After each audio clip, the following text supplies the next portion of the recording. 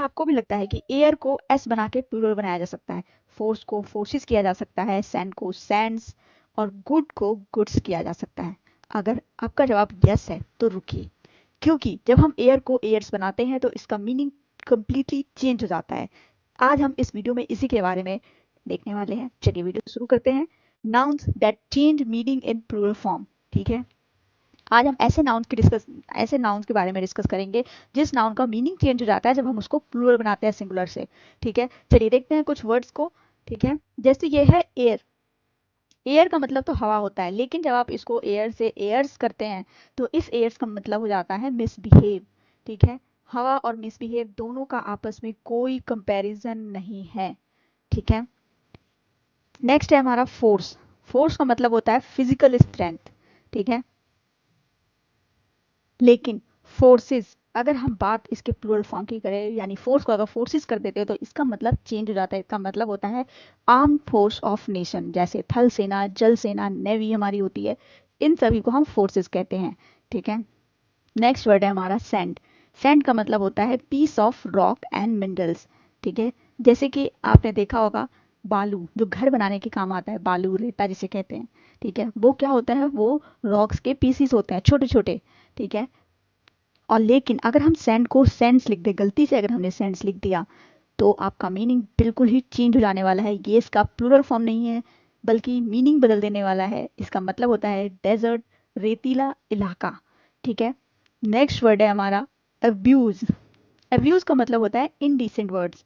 ठीक है, yes, abuse का मतलब आप वही समझ रहे हैं, बिल्कुल सही समझ रहे हैं आप। ठीक है, यानी गाली देना। ठीक है, इनडिसेंट वर्ड। ओके, लेकिन अगर अब्यूज को हम अब्यूजेज कर दें, अगर उसमें उसको प्लूरल बना दें एस लगा के, तो उसका मतलब हो जाता है मिस यूज। ठीक है, नेक्स्ट वर्ड है हमारा आयरन। आयरन का मतलब होता है धातु, मेटल। ठीक है, लेकिन अगर हम आयरन को आयरन्स कर दें तो इसका मतलब भी चेंज हो जाएगा, और इसका मतलब हो जाएगा चेन्स, यानी जंजीर, हथकड़ी। ठीक है, आई होप आपको वीडियो अच्छा लग रहा होगा। वीडियो अच्छा लग रहा हो तो आप इसको लाइक कर दे, शेयर करना ना भूलें, और तो और कमेंट करके जरूर बताएं आपको और अगर ऐसे वर्ड्स प्रैक्टिस के लिए चाहिए हो तो। देखिए नेक्स्ट वर्ड है हमारा गुड। ठीक है, गुड। गुड एक एडजेक्टिव है, जैसे हमने लिखा he is a good boy. ठीक है, लेकिन देखिए जो बॉय है उसमें वो नाउन है। ओके, और जो गुड है वो उसका एडजेक्टिव है, उस नाउन का एडजेक्टिव है। ठीक है, लेकिन यहाँ पे अगर हम गुड को गुड्स कर दें तो गुड्स का मतलब हो जाता है आर्टिकल, मीनिंग चेंज हो जाएगा, आर्टिकल होगा। इसका मतलब आर्टिकल मतलब कोई वस्तु, कोई सामान। ठीक है, नेक्स्ट वर्ड है हमारा वाटर। वाटर एक मटेरियल है जो पीने वाला पानी होता है, उसे हम वाटर कहते हैं। लेकिन वाटर को अगर वाटर्स करते हैं हम तो इसका मतलब सी होता है, यानी समुद्र हो जाता है। ठीक है, नेक्स्ट वर्ड है हमारा फ्रूट एंड फ्रूट्स। ठीक है, देखिए फ्रूट का मतलब होता है, इन जनरल हम फ्रूट बात करते हैं, जब हम इस फ्रूट की बात करते हैं तो इसमें हमारे बहुत सारे फ्रूट आ जाते हैं, जैसे ग्रेप्स हो गया, मैंगो हो गया, ऑरेंज हो गया। ठीक है, सभी तरह के फ्रूट आ जाते हैं। लेकिन अगर हम फ्रूट्स बोलते हैं तो इसका मतलब है जैसे बहुत सारा एप्पल है, ठीक है, उसको हम फ्रूट्स बोल रहे हैं। सिर्फ एक ही फ्रूट है, उसमें बहुत सारा है, वेराइटी ऑफ फ्रूट को हम फ्रूट बोलेंगे। लेकिन अगर एक ही तरीके का फ्रूट है, ठीक है, उसे हम फ्रूट्स बोलेंगे। ओके, नेक्स्ट वर्ड है हमारा वर्क और वर्क्स। ठीक है, देखिए इस वर्क का मतलब होता है लेबर। ठीक है, यानी मजदूर, हार्ड वर्क। ओके, इस वर्क का मतलब होता है, लेकिन क्या होगा अगर हम इस वर्क को प्लूरल कर दें, वर्क्स कर दें?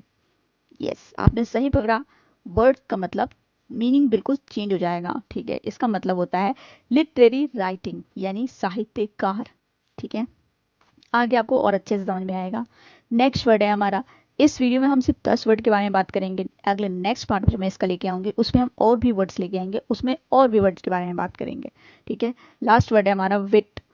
विट का मतलब होता है एबिलिटी टू टॉक, यानी बातूनी, जो हाजिर जवाबी होते हैं। ठीक है, उस चीज को कहते हैं हम विट। ठीक है, लेकिन वहीं अगर विट की जगह विट्स बन जाए, एस लगा के हम अगर इसको प्लूरल कर दें, ठीक है, तो इसका मतलब हो जाता है इंटेलिजेंस। ठीक है, चलिए आगे आपको और अच्छे से समझ में आएगा, अभी हम प्रैक्टिस करेंगे। ठीक है, चलिए प्रैक्टिस पे चलते हैं। ये देखिए, लेट्स प्रैक्टिस। फर्स्ट क्वेश्चन है हमारा, they should go outside to get some fresh air या एयर्स? क्या आएगा आप बताइए, कॉमन में बताइए जल्दी से, एयर्स आएगा या एयर्स आएगा? ठीक है, देखिए, दे शुड गो आउटसाइड, उन्हें बाहर जाना चाहिए, उन लोगों को बाहर जाना चाहिए, क्या लेने? Get some fresh air. ठीक है, आपको इन दोनों का मतलब पता है, इस वाले एयर का मतलब होता है मिसबिहेव करना, और इस वाले एयर का मतलब होता है हवा। ठीक है, मिक्सचर ऑफ गैसेस। ठीक है, तो कौन सा आएगा? यस, हमारा आएगा एयर। ओके, ये वाला आएगा। नेक्स्ट क्वेश्चन है हमारा, if you put on air और airs you will find it hard to make friends. अब बताइए, अगर तुम, क्या मतलब, यहाँ पे क्या आएगा? मिसबिहेव करोगे तो तुम्हें फ्रेंड्स बनाने में परेशानी होगी, हार्ड होगा तुम्हारे लिए। ठीक है, यहाँ पे क्या आएगा? एयर्स आएगा। ओके, यहाँ पे ये वाला एयर्स आएगा। नेक्स्ट वर्ड, नेक्स्ट सेंटेंस है हमारा, teachers are not allowed to use forces और फोर्स इन द क्लासरूम। अब आप बताइए मुझे, इसमें इन दोनों में से कौन सा आएगा? 2 सेकेंड है आपके पास, फोर्स और फोर्सेस।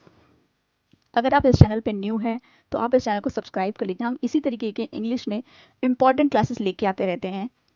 ठीक है, चलिए इसमें बात करते हैं हम। देखिए, इस वाले फोर्स का मतलब होता है नेशन की फोर्सेस के बारे में बात करें, इसमें हमारा जल सेना, थल सेना, वायु सेना, हम इनकी बात कर रहे हैं। ठीक है, बेसिकली अपने देश के सैनिकों के बारे में बात करें, आर्मी के बारे में बात कर रहे हैं इस फोर्सेस में।